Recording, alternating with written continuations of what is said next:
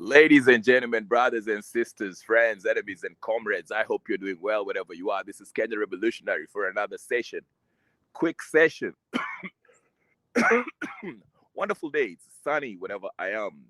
So, from wherever you're watching, I hope you're doing well in this Tuesday evening, Tuesday night, Tuesday morning, Tuesday afternoon, maybe even Monday morning, whatever you, depending on where you are in the world. So, let's talk about it. The topic for today is Jirongo Saga continues and more. But I just want to mention real quick. Um, Listen, right from the go, from the first time I heard about this Jirongo's accident and timely death through road accident, at least that was the official story by then. I was very skeptical, as my name suggests, Kenya Rebel, Kenya Revolutionary, the skeptic, eternal skeptic. But anyway, when I had this story, I was like, no, I'm not buying this stuff. But now it was not only me, among thousands upon thousands of Kenyans who listened to the official story and were like, no, we're not buying this. And it's becoming more apparent than this. There's more that meets the eye in this Jirongo saga, death surrounding the circumstances surrounding Jirongo's death. Even Mike Sonko, who was the first one to come make a video, shoot a video and say, oh my goodness, Jirongo was a drunk, he caused the accident and the driver wasn't well within his rights to make sure that he protected the 65 passengers, versus, Jirongo who was try to be, not try to be, Jirongo who was being painted as a drunk driver. And like I say, the giveaway of this story was the fact that um, um, there was a readily available video of Cyrus Jirongo taking shots of alcohol beverages with his friends. That was the giveaway for me, okay? Because usually, if an event happens and we are quickly presented with a video or a picture, and we are being told that this is the last picture of or video clip of this gentleman or lady or whatever the case is before he passes on, my antennas go up. I naturally become suspicious. I'm like, no, there is something happening. They're trying to paint a narrative that Cyrus Jirongo was drunk. Now, new evidence is coming out. Let me not say new evidence. Let me just not say new evidence. Different reports are coming out, conflicting things that are being said from the DCI, police, and security guy who apparently was in the gas station. And the DCI have reported that they do have the CCTV footage of Cyrus Jirongo's car when he was in that gas station. The public haven't seen, but we are just being told. I still don't believe what they're saying, but let's just go with it because all this does not make sense, like I mentioned. Now, let's get to it. What's the new stuff? The security guy who was at the Total gas station, okay? The so-called security guy, came out and spoke publicly and said, number one, that Cyrus Jirongo came to the gas. Let me know before even the Cyrus Jirongo. He said that it was at 3 a.m. There was no traffic in that Naivasha road, whatever road that Cyrus Jirongo was in. Bro, I mean, let's be like, nice seeing you, Don Kim. Nice seeing you. Hit the like button. Kama kawaii. Ama namna gani? Okay. So the guy the security guy who was in that said gas station that Cyrus Jirongo kind of stopped by there, he said that at that hour, 3 a.m., around that, time frame, there was no traffic on that road, whether incoming traffic or ongoing traffic. There was no traffic at all, which contradicts the official story by the so-called alleged driver of this that bus that got into an accident with Cyrus Jirongo's car. Okay, so that's number one. That's already conflicting information coming in. That conflicts what the driver said. Okay, number two. The security guy, I think his name is Ephraim Chepko or something. I don't know his name. I'll have to recheck that. You can. It's on the news media. Go find it, please. Do your homework. By the time you get here, hopefully you have some a little information about the thing. But anyway, so the same guy, security guy, says Cyrus Jirongo stopped by the gas station, but he did not stop to put the gas or petrol in his car. He stopped like he was about to refuel his car, but he did not. He made a U-turn. Listen to me. Apparently, he came from Nairobi, okay? Then he stopped at the gas station as if he was going to pump gas. And then, but he did not stop or did not come out the car, whatever the case, the reason was. He made a U-turn and returned as if he was going back to Nairobi. Okay, he just make a brief stop as if he was going to get some petrol or gas in his car to refuel, but he did not stop for long. At the Chapa U-turn, he decided to head back towards Nairobi. And then when he got into the car, you know, I don't think he elaborated after that. He just said that Cyrus Jirongo stopped by the gas station, the police, you know, whatever, that's petrol station, and he stopped as if he was going to get some gas refuel, but then he headed for the exit, returning back, like he was heading back towards Nairobi, where he came from. Now, again, this story is conflicting or is opposite from what the driver was trying to explain to us. The driver, from our initial understanding, Jirongo was coming from Ushago and was heading to Nairobi, but apparently that's not the case. Okay? We were told Cyrus Jirongo alitoka Nairobi, alitoka Ushago, akaingia petrol station, and the driver told us he doesn't know, because of course, to be fair, the driver said that ajui kama Cyrus Jirongo had gas or not, but he just saw his car come out from the gas station. And this is where a lot of people were asking questions. Everyone was like, how did this bus driver know that Cyrus Jirongo came out of the gas station? And what's with this whole idea of kulikuwa na traffic at 3 a.m.? And people started asking, 3 a.m. in the morning, most travelers don't like traveling at night, so it's very rare that we have traffic. That's here or there. But anyway, so that conflicts the official story that Cyrus Jirongo he was from the village, he was heading to Nairobi, but apparently, then, according to the driver, alitoka gas station, he was from the gas station. Then he got into the lane that was heading towards Nairobi, but his lane was, I don't know, his lane was, ile lane aliingia had the slow traffic. So he entered into the oncoming traffic, something like that. I'm guessing he was trying to overtake other cars. And that's when he got into a head-on collision, which suggests that the driver had seen Cyrus Jirongo's car coming out of the gas station. All right, that's number one. Number two, he saw Cyrus Jirongo's car entering into a lane that was an oncoming lane. We are just going by his story. So the driver of this bus, I don't know what kind, I forgot the name of the bus, whatever the case is, should have known to slow down, since it was obvious this guy alianza kumwonea mbali. You understand what I'm saying? Based on the story, okay? Based on the story. If you're able to see that this car came from the gas station, number one, it tells me this. Of course, he was explaining that Cyrus Jirongo was speeding off. That's what he was telling us. But regardless whether Cyrus Jirongo was speeding off or not, that Mercedes-Benz make, you can't move from 0 to 60 in under a minute. But let's just go with the story of this driver, who is now being rumored might be the police.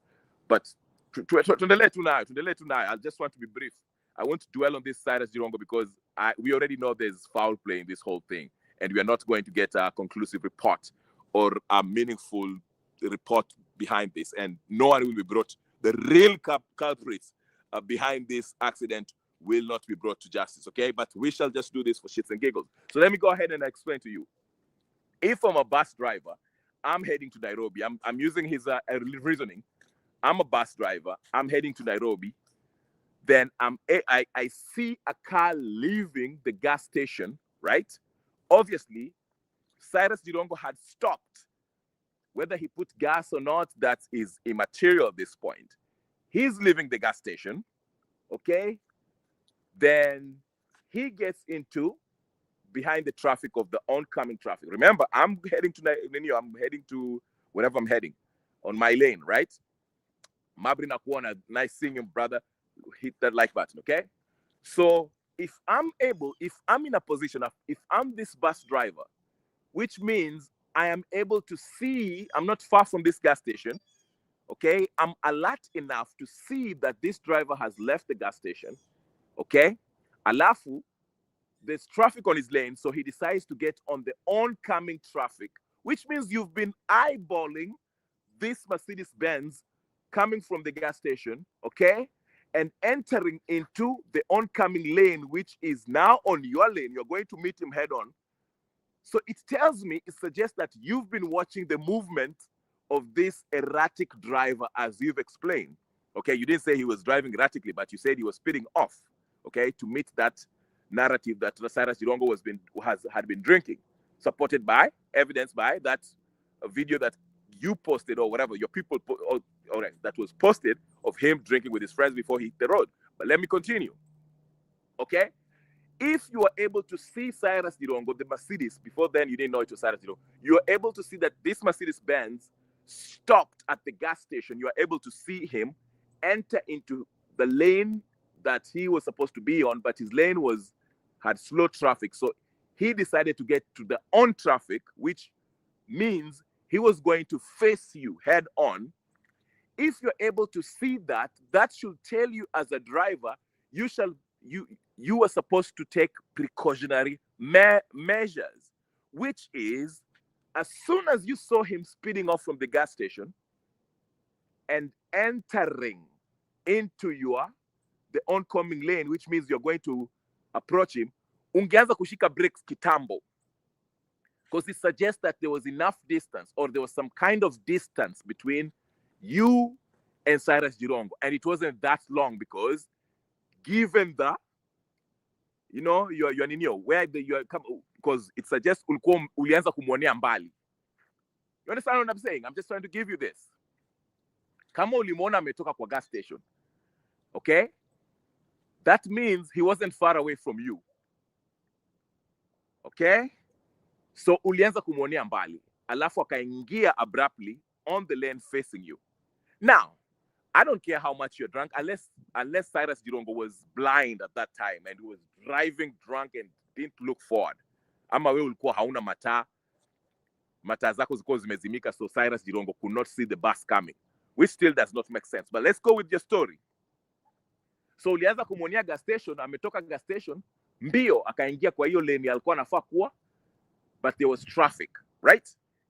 So he decided to enter into your barabara, your oncoming traffic, which means you're going to meet with him head on.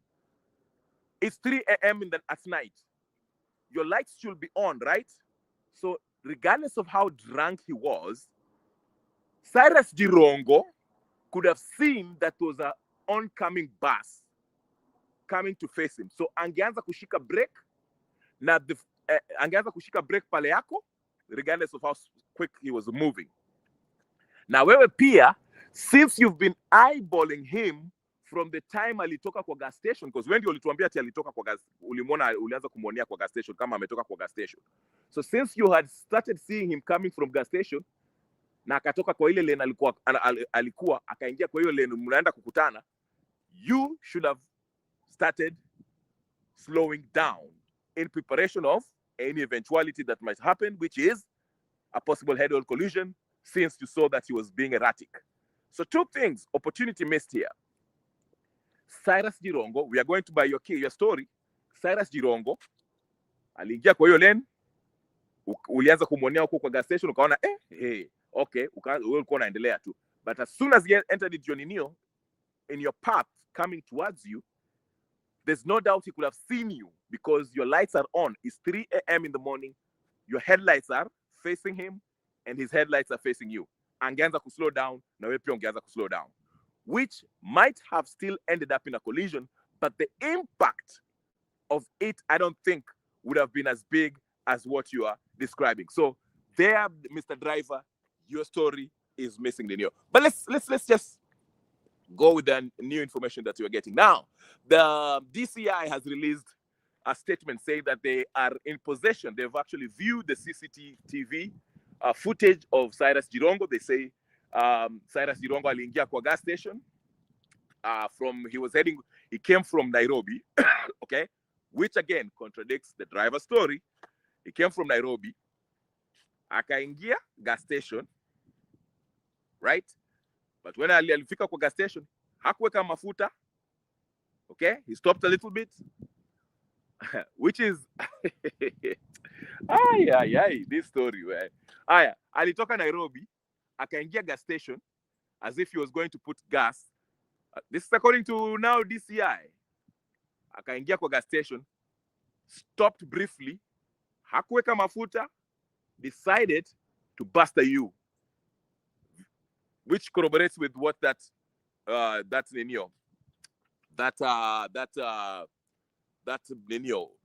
let me call you security guy in the gas station was saying. Aliingia akasimama kwa gas station, then decided to bust a U, okay? Arudi Nairobi. Now, if that is the case, that shows me two things. It shows me two things, because you have to ask yourself these things, okay? Why would somebody who is driving from Nairobi akajipata Naivasha at 3 a.m. I don't know what he was doing in Naivasha, okay? Akafika gas station, asimame ni kama naeka gas, then he decides that anarudi Nairobi. That tells me, and this is coming from a layman, maybe he was worried that somebody was tracking him. Somebody was trailing him.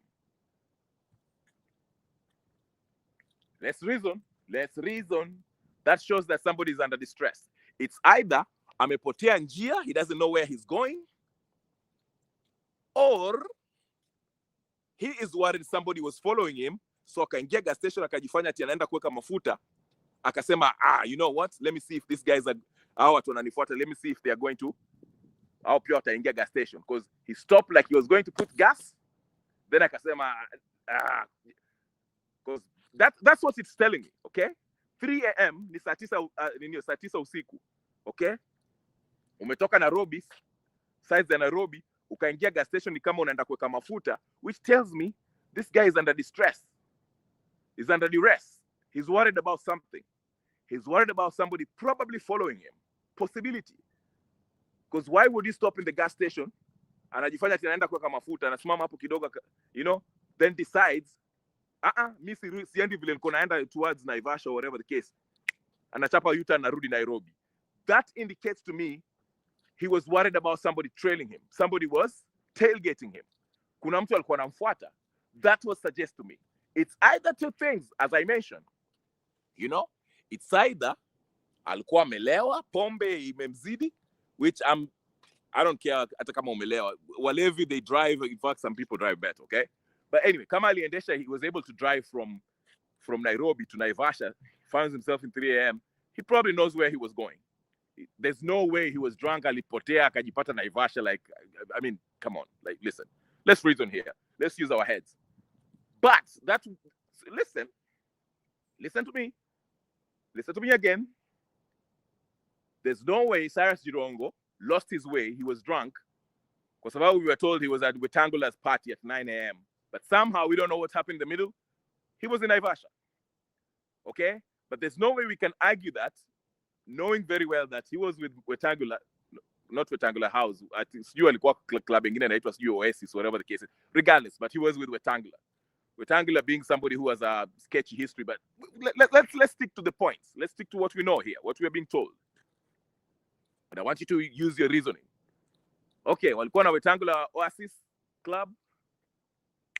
Wetangula akasema, hey, we have to meet, because apparently they were supposed to meet in the morning, not with Wetangula, but somebody else. But regardless, Wetangula alisema anaenda kulala, whatever.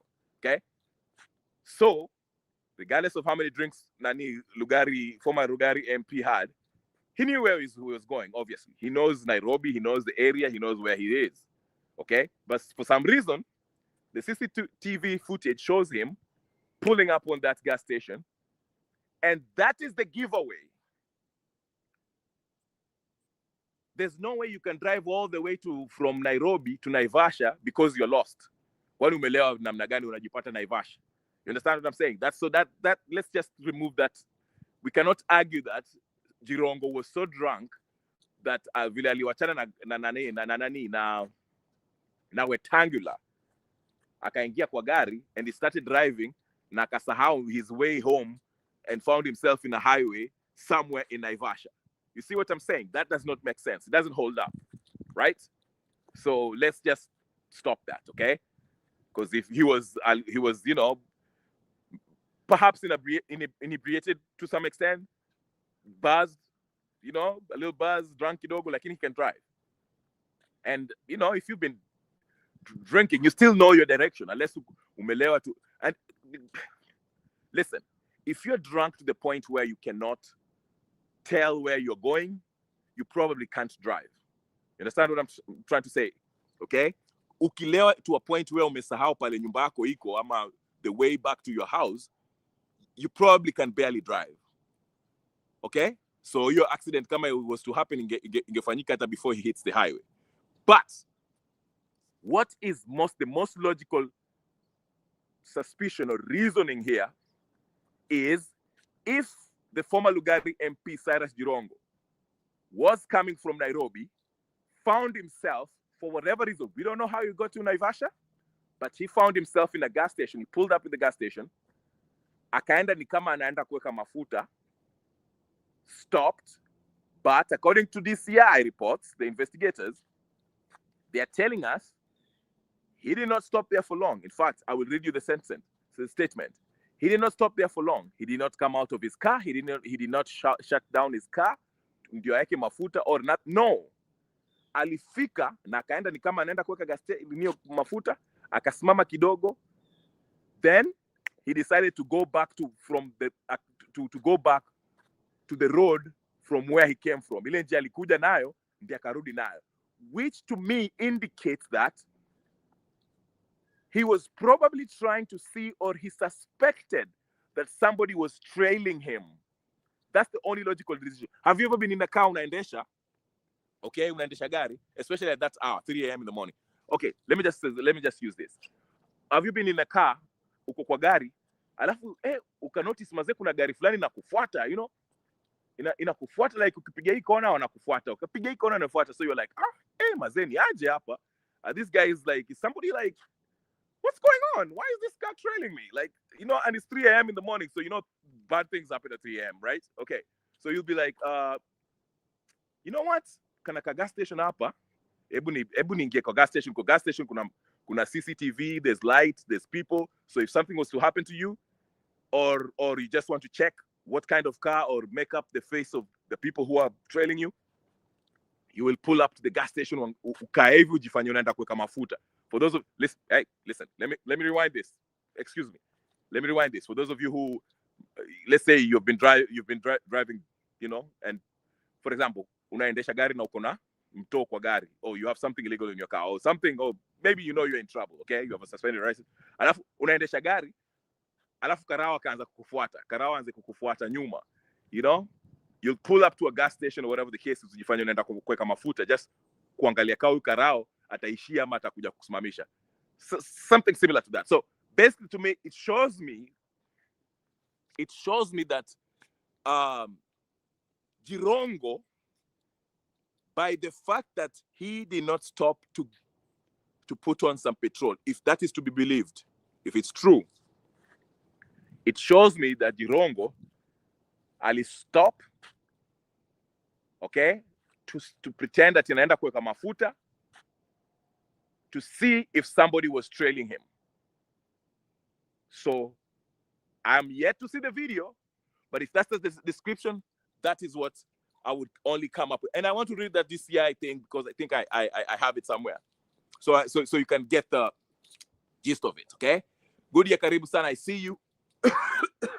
Mnajua, wekeni like button basi. Like, share, and do all the good stuff. I still have that statement over here by DCI. Sorry, but you see what I mean. Budiangalia hapa kama niko na hiyo.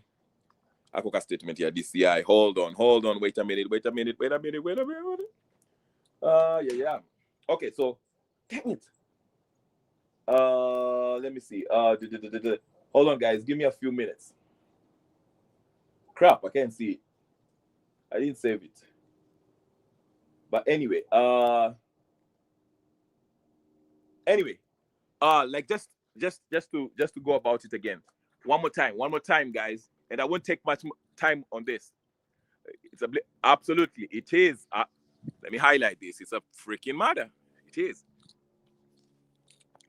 If the statement is to be believed, okay, Jirongo ametoka Nairobi, akaingia kwa gas station, and he stopped as if he was going to put gas, but he never got out of the car to pump gas. Nobody came to assist him to put gas. He just stopped by for a few minutes. He didn't hakuzima gari yake, hakutoka outside the car, but he decided to, hit a U-turn na rudi kwa ile njia alikuwa ametoka nayo, heading towards Nairobi, back to Nairobi. That shows me Jirongo was worried that somebody was following him. He wanted to see who is behind me. Okay? So that is what shows me, okay? And to me, and I won't take time digging much to it, by now, at least, by now, it should be apparent. It should be apparent that Jirongo's death is probably, he was unalived. It is apparent by now. Like I mentioned, even Mike Sonko came out and said, hey, you know what? Based on the new information that I got, I'm still sticking to the driver or whatever. I'm supporting the driver, but the driver looks silly by the day.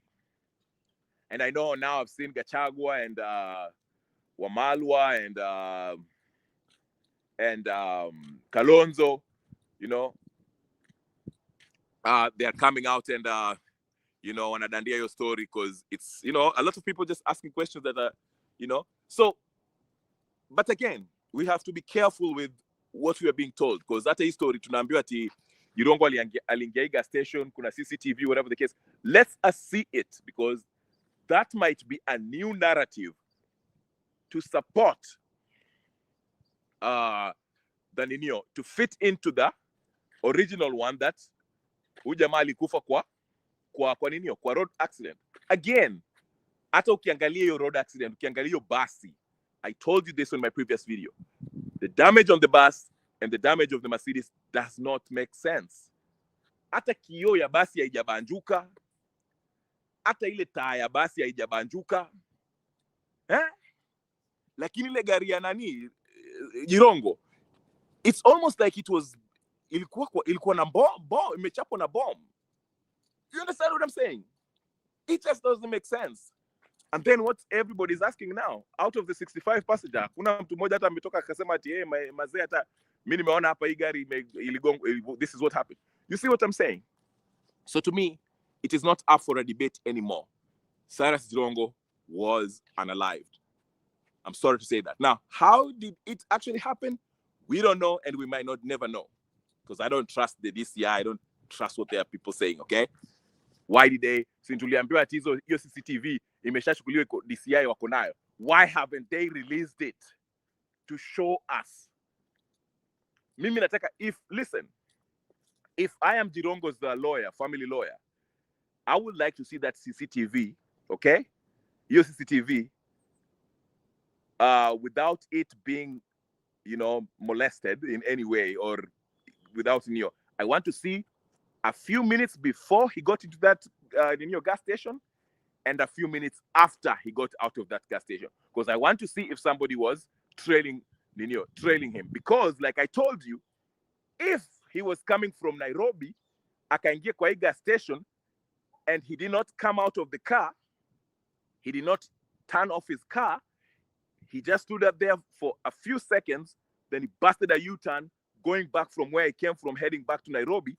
That shows me that he stopped at the gas station to see if somebody was trailing him, which means probably somebody alikuwa anamfuata. And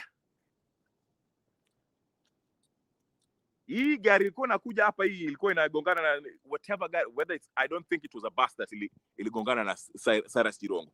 Ile basi tunaonyeshwa, I don't think that's the bus. I don't even think it was a bus. given the damage that was caused in that Mercedes-Benz, enda kaangalia hiyo Mercedes vile imebanjuka. Like that thing is, hiyo ilikuwa si basi. There's no way it was more than a bus. It's either a lorry ama ilikuwa some kind of explosion. Ama, listen to me very carefully. Listen to me. This is my theory, and I'm doing this for entertainment purposes only. Listen to me very carefully. Listen to me very carefully. Listen to me very carefully.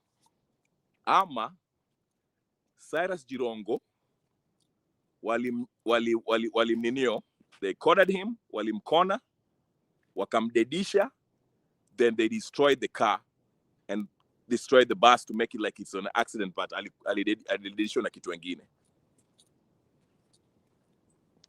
That's a possibility. But we don't know. But that bus that tuliambiwa ile picha walipiga ile basi, it's definitely not the bus that got into accident with Jirongo's car. There's no way. No freaking way. No way. Nimekataa. Mwende mkadanganya mtu mwingine. There's no way. Nehi. Nimekataa. Tawe. Yes. Go look at Cyrus Jirongo's car. The damage that's on it. To me, it looks like maybe Njomana nasema it looks like probably ujamaa alikuwa cornered somewhere, wakamdedisha, then they made it look like an accident. That's why I want to see that CCTV before and after, because like I said, for him to come from Nairobi, stop in the gas station, never turned off his car, never came out of the car, never refueled his car, alafu simame kidogo, that means he was stopping to see if there was a car following him. So which means he was suspecting that somebody was following him. Alafu akachapa U-turn, ni kama narudi Nairobi. Now the question also is this. Listen to me. The question is also this. These are the questions that we should be asking. What was he doing in Naivasha? That's number one. What was Cyrus Jirongo doing in Naivasha? And another question. Was it actually Cyrus Jirongo who was driving that car in Naivasha in that gas station? We want to see that CCTV. Why enlarged to Angalie? Was he actually the driver of that Mercedes when they were at Naivasha? When it was in the gas station? Was it actually Cyrus Jirongo? Was it actually him? Or was it somebody else? Was he by himself? How many drivers were in this car? Forget the bus. We know the bus is a whole story. It's Jirongo. Out of those 65 passengers, just hata mtu moja. Which means it tells me that there was no bus. Hakuna basi. You understand what I'm saying? Now, maswali is like just common questions. And I'm reaching my own conclusion without giving a conclusive answer or but my suspicion. It is apparent to me that there was no bus that was involved. Okay, all right, hold on. Let me take that back. Because this guy told us at iyo basi, in the CCTV, it shows that bus ramming into Cyrus Jirongo's car. Let's verify this information. Because this year, tunajua hiyo ni serikali, and serikali will make up stuff. I mean, we know from Ouko's death, Tomboya's death, what is his name? All this political Rex, Vilaliu, and so forth. Mnasikia? So that's why the number one thing for them in their cover-up was to get a hold of this CCTV. And I will be very, very careful. I want, waki release your CCTV, let it be examined.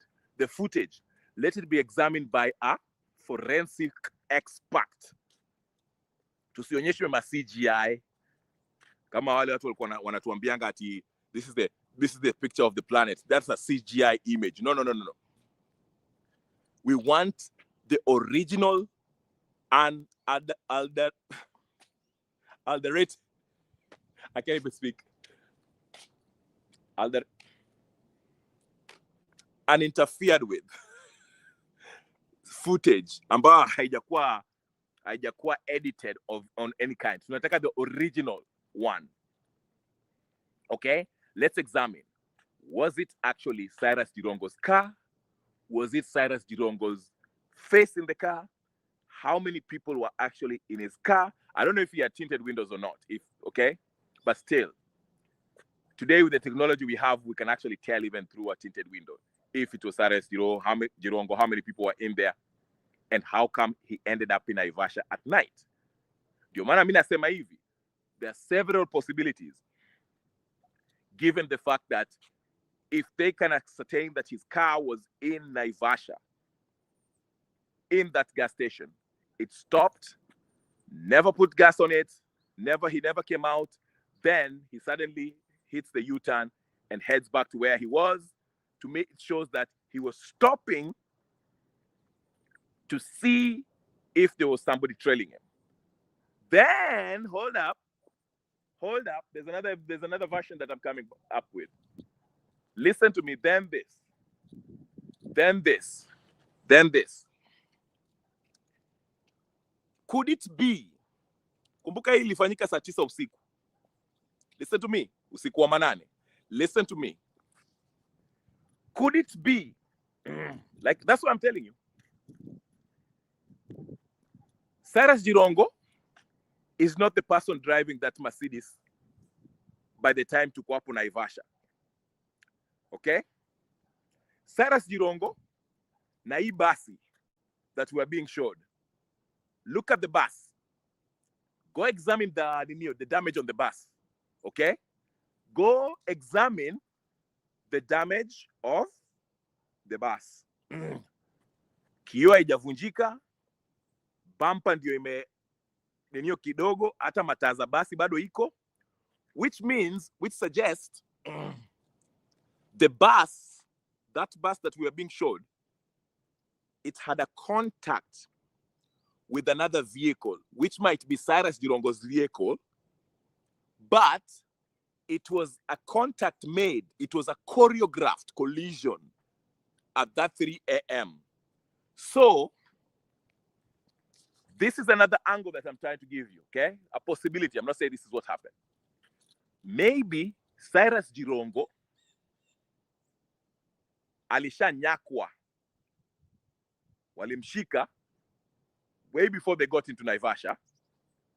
Then, whoever was operating this car, they were orchestrating an accident between this bus, okay, and the person who is driving Cyrus Jirongo's car.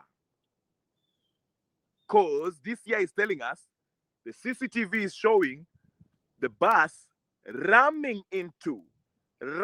It's not saying that the DCI kusema ati Cyrus Jirongo's car ilingia kwa ile lane nyingine na ikagongana na hiyo bus. No. Listen, the DCI wanasema this bus came and rammed into Cyrus Jirongo's car.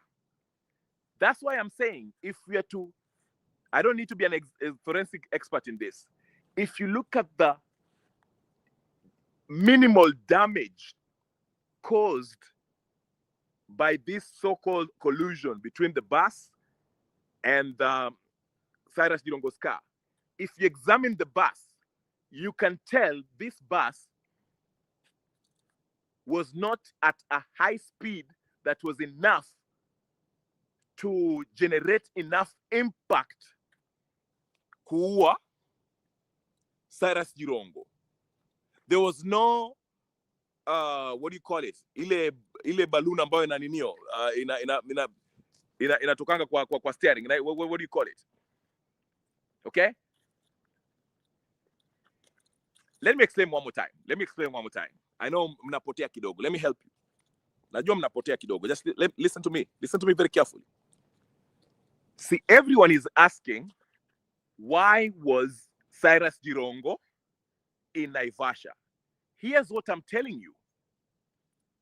It's a possibility. There's lots of possibility. I told you the first possibility was Cyrus Jirongo, maybe, he was fleeing for his life. That's why he stopped at the gas station to see if somebody was following him. And the reason why I think of this is because he stopped at the gas station, akaenda kasimama, he did not put gas, he did not stop his car, he hakuzima gari yake, he just went na akachapa U-turn nikaa narudi Nairobi. So here's what I'm saying. Another possibility is this. Knowing very well, everybody, the family is questioning, why was Cyrus Jirongo in Naivasha? Kuna wengine wanasema ati sijui kuna nyumba girigiri, sijui wapi. Forget that nonsense. Listen to me. Could it be like, this is what happened? Probably. Another possibility. Cyrus Jirongo was being monitored. Alikuwa anafuatwa. Wakamdedisha Nairobi. Okay? Analyzed in Nairobi. Then, the people who analyzed him, okay, had his body, whatever the case is, but they had to come with an alibi. They had to come with an alibi, a reason to confuse the public. Ndio isionekane kama ameuliwa. So maybe, walienda wakamchinja Nairobi, but they knew that they cannot say that alipata accident hapo Nairobi, because Nairobi is a big city. Nairobi kuna cameras kila pahali. There are a lot of people. City that doesn't sleep. Watu wana, there's every corner watu bado, the people are doing their business, okay? It's a big city. Okay? You never know where there's a, unaweza kukaa hivi tukiua mtu kwa hii kona, kumbe kulikuwa na kamera hapo juu na inakupata. Unaona? Inaonyesha what really happened, okay? Which will expose the whole plot. So, could it be Cyrus Jirongo aliuliwa huko Nairobi? Okay? Aliuliwa Nairobi, but the play was to happen in Naivasha, in a highway in Naivasha. So the play was, tuchukue gari ya Cyrus Jirongo, endesha hiyo gari ya Cyrus Jirongo, tuende huko Naivasha, and then that gas station, okay, hiyo gas station hapo, was being used, hiyo gari, whoever was driving it, and the driver of the bus, okay, the driver of the bus, they were going to orchestrate a controlled vehicular collision. Na waipate kwa kamera. Ndio ionekane to confirm Cyrus Jirongo was caught up in the tuonyesha the public ati collision ilifanyika hapo between Cyrus Jirongo and hii basi. Kwa sababu ukiangalia hiyo basi haikuharibika sana, but iko na damage kidogo tu, to justify, to give an alibi, to support, confirm the alibi that this bus was involved in a accident. Lakini ukiangalia gari ya Cyrus Jirongo imeharibika to an extent that you cannot believe. So, what probably happened, like I'm saying, Cyrus Jirongo aliuliwa Nairobi, alafu hao watu walikuwa wanataka kumua. One of them was the bus driver, na mwingine akachukua gari ya Cyrus Jirongo, wakaenda Naivasha kufanya hiyo ukarabati. Okay? Waonyeshe watu hapa ati Cyrus Jirongo aligongana akiwa Naivasha. Okay? But since, of course, the person who was driving that Cyrus Jirongo car did not do what? Hakudedi, hakukufa, because this was a controlled, orchestrated vehicular collision. Okay? Kama zile zinafanywa kwa movie.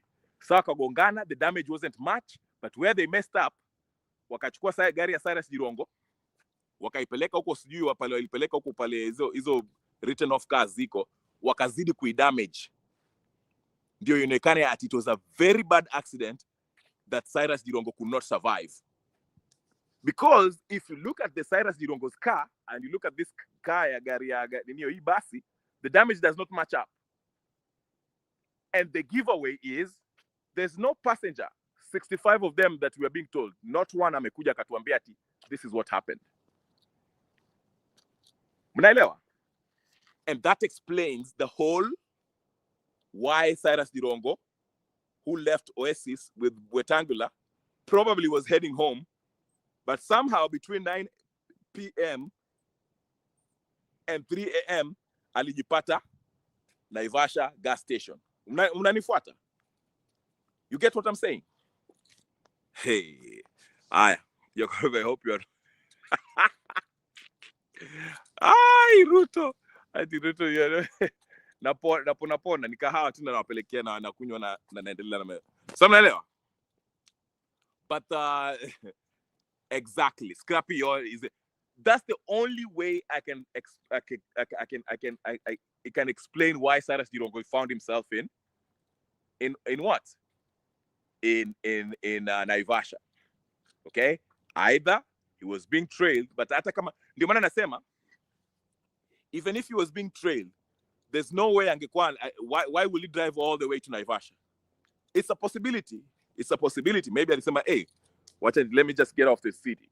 It's a possibility, but that's more than unlikely. But the fact that Cyrus Jirongo stopped at that gas station and did not refuel, did not come out of his car, did not zima his car.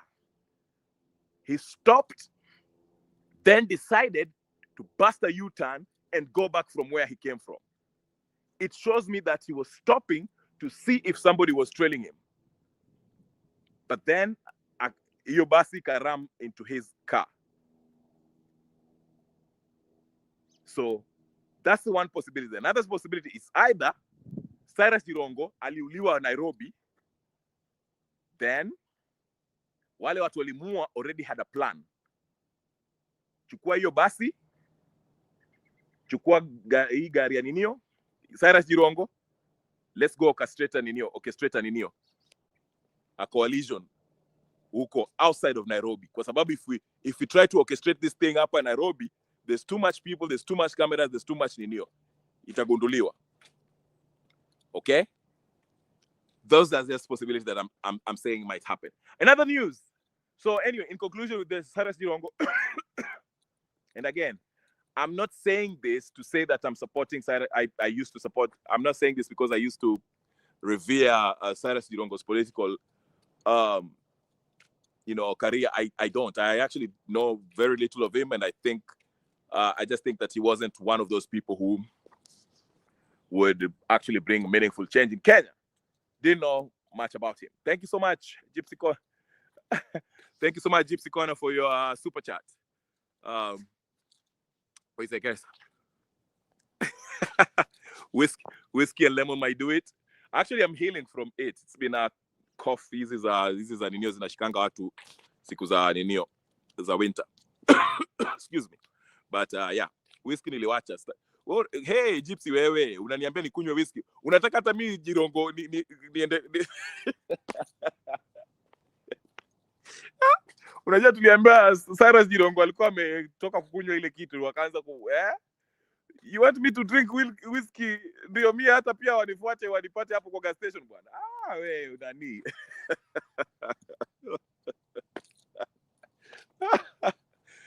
Gypsy. Nowadays drinking Gypsy, if you're talking politics, ukaga mbali na pombe, especially in December. I'm not laughing this tragedy. It's tragic, but I'm just, sense of humor. I'm just saying, if you're a political voice, talking about Ruto, avoid the pombe, bana. Me niliwacha pombe, by the way. I stopped drinking like, I don't know, 3 months ago, something like that. So, yeah, niliona mazee, alafu Cyrus Jirongo imefanya saa hata pombe staki. You will drink when you come to church. Absolutely. Nitakuja huko. London nitakuja very soon. Very soon. Wacha hii baridi pite kidogo. Yeah? But yeah, so that's what the bottom line is this. I don't have to know every information or actually what's really transpired, but it is obvious given considering the information that's coming out, there's actually this is a cover-up. Cyrus Jirongo was unalived, okay? And you can see wakina Kalonzo wanarukia your story and all that. Now, let's jump into, very briefly, before I finish, briefly ni story ya hii presidential elections. Ruto now is telling us that the big news is hii inaitwaje, infrastructural fund or something, fund for the infrastructure, ambayo they've ninio, which is unconstitutional because the budget should have budgeted for the infrastructural development in Kenya. Okay, you don't need to create a new fund to go for the taxpayers' money to be, allocated and put into this fund so that uanze kujenga. So a lot of Kenyans are very skeptical. They know this is another scheme of stealing the taxpayers' money. So that's causing a brouhaha. And Ruto is trying to tell us that, he wants to turn Kenya into Singapore. We know it's baloney. We all know that it's baloney. Okay, it's a bunch of baloney. But again, like I say, 2027.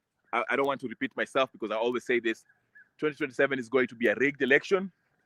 And what's interesting actually about this 2027 elections is what happens after that, because that will be a test on Kenyans to see how they react after Ruto declares himself the president of the Republic of Kenya. We shall see, because I've been telling everyone, I've been saying this in this channel, that Kenya, we are being ruled by a bunch of criminals. It's a criminal enterprise. Okay, sasa hii infrastructure fund ambayo wanataka kuanza hivi, wanaenda kukula pesa yenu, pesa ya shisha inakulwa. Yani it's corruption everywhere and nobody. Hata niliona wale watu ambao are accused of being involved in Kimwarere and Aror, not found guilty, they're walking. So this shows you that there's no justice in Kenya. The constitution is just a paper. No one follows the law. Nobody cares. Jirongo anakufa saa 9 usiku. Nobody cares. I mean, I'm not saying that people shouldn't care. People should care, regardless of whether Jirongo was corrupt or whatever the case is. But if a crime is a crime, it needs to be solved. Okay, but that's what I'm saying. Yani, we are living in a country. Hold on, my chat is doing mekaji. We are living in a country that is rampant with corruption. We have been programmed to accept that this is the norm. Corruption ni kawaida. Accept it. Our judiciary will favor the political class. Hata wakiiba waziwazi na tuwapate. It does not matter. And we've accepted that. Instead of looking at it like, okay, we should rid ourselves of corruption and all this, things that make our country, filisike.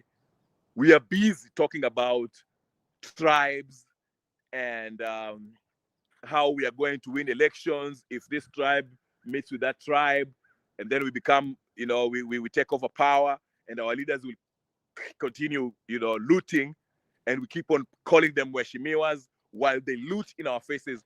You see what I'm saying? Tumekuwa program. It's a psychological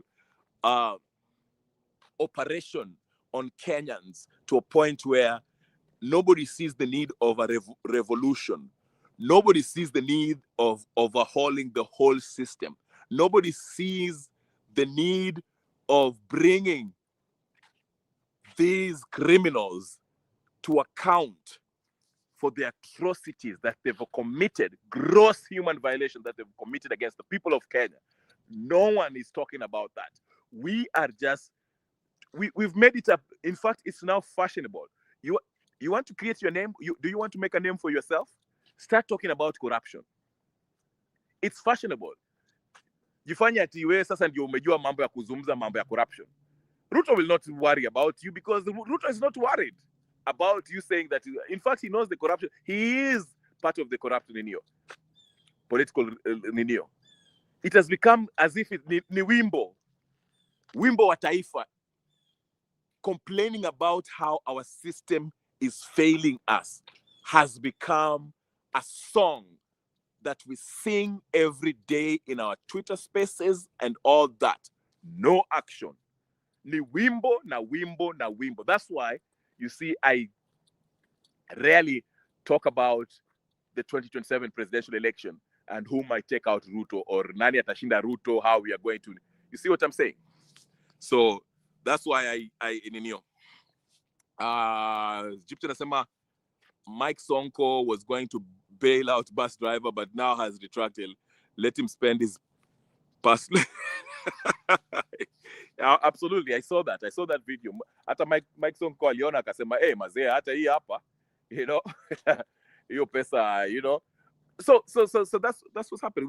We live in a failed system, criminal system, where these politicians are stealing from us, you know. Na wanatu abuse, wametudharau, wanatunyanyasa na wanatucheka. Unaona? Na instead of us addressing that, tupeleke hawa watu jela, sisi tunaangalia, these are our representatives. Yule mheshimiwa ametoka nyumbani kwetu. Yule, mimi. Ati mtu anaingilia Mbadi. Unaingilia Mbadi na Mbadi ametoka kwetu. Mtu anaingilia Opiyo Wandayi na Wandayi ametoka kwetu. Unaingilia Kabogo ametoka kwetu. Unaingilia Ruto, Murkomen na ametoka kwetu. Unaingilia Gachagua na ametoka kwetu.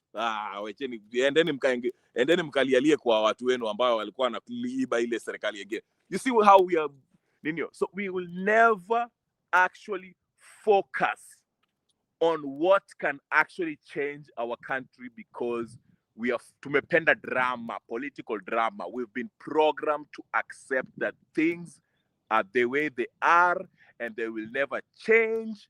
Tungoje tu election tuende tukachinjane, tukishachinjana business as usual. Tungoje tena iendelee hivyo. You see what I'm saying? No one wants to focus on real ninio.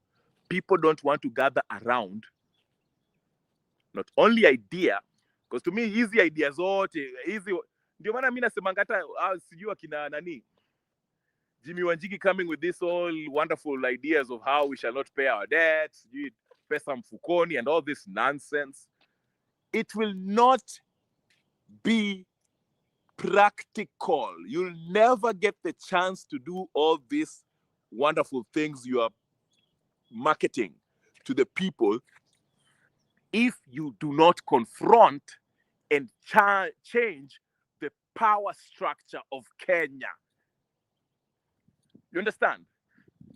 Saizi hata ukikuja na manifesto kali, manifesto ambayo inasema every Kenyan will be paid 1 million a month. Na maji hapo Nairobi River will be like Singapore. Na SHA itafanya kazi hata utaenda tu, hata ukishikwa na Panadol itakuwa bure, surgery itakuwa bure. No matter what you come up with, it will not be practical. It cannot be implemented. It will never see the light of the day because the power structure in Kenya is corrupt from top down and across and zigzag. So you have to bring it all down. Yote. Not only bring it down, but prosecute everyone who has ever stolen a shilling or a ndururu in Kenya. Yes. Yes. It has to change that way. Without that way, we are not going anywhere. You know, Gladys Wanga, whether she is the ODM candidate in 2027 or 2032, will not make any change. Gachagua or Kalonzo, whether he's the candidate to go against Ruto in 2027 or he becomes president, will not change anything. Whether Ruto wins in 2027 or not, it will not change anything. Whether it's 1 term or 2 term or 3, it will not change anything because, as I mentioned, the power structure is designed, the system is structured in a way that every institution that is supposed to safeguard the principles of this 2010 constitution that is supposed to govern us has been broken. It does not respect the constitution. So the judges take bribes to protect the political class. The independent institutions that are supposed to be independent are an appendage to the executive branch of government, which is headed by Ruto. So Ruto essentially is the king of the Republic of Kenya. And he rules with the help of his minions who are pretending to be opposition and past politicians who are the beneficiary of the looting spree that started in 1963.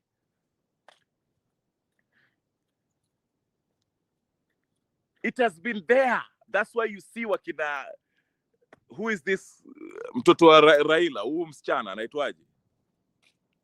He's saying at sasa anataka ametoka Iala, and he will get into the government. Utaona in a few years utaona watoto wa Ruto will be running for MP, then president. Watoto wa Uhuru wataingia, brother Uhuru atarun for, and you will vote for them. In fact, even if you don't vote for them, they will rig themselves in and win. And they will continue to be the kingdom of Ninio. Hii kingdom ya wakora ya Kenya.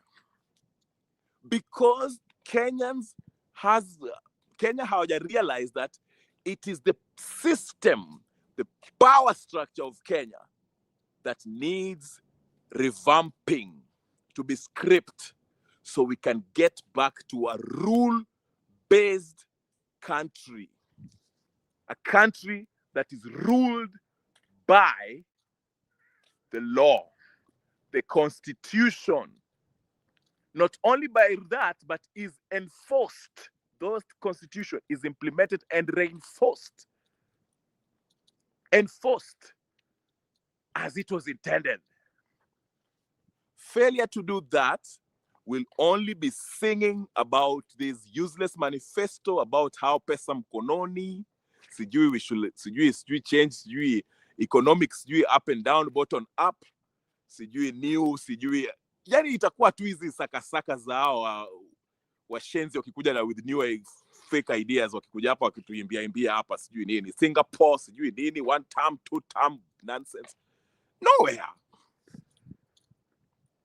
Unaona? So that is what I'm explaining. Until we realize that, nothing will change. But anyway, it's been 1 hour. I will stop here, ladies and gentlemen. Just to make it brief, I'm saying, regardless of what comes out of this Jirongo story, one thing is apparent. Jirongo was definitely, I'm saying this, definitely unalived. And you can see the inconsistencies between the driver, the government, the DCI, and all this stuff. They are stumbling because they know there was foul play. Okay? But you all know, knowing how Kenya works, they will never get to the bottom of this. I mean, Ogola, they told us, oh, we shall give you the report after 3 months. Bado tunangoja. Okay? What's this guy? I forgot. Anyway, there's a bunch of unsolved criminal activities that has happened before. We've never got answers to it. So this is nothing new. Okay?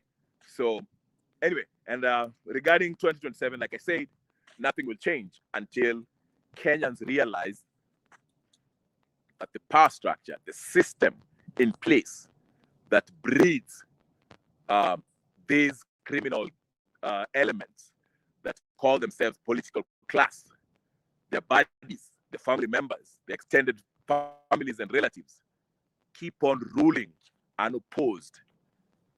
Okay? And they use every government institution that is supposed to be independent, whether it's the parliament that makes law, legislative body, whether it's the judiciary that is supposed to adjudicate on matters that has to do with the law, They control that.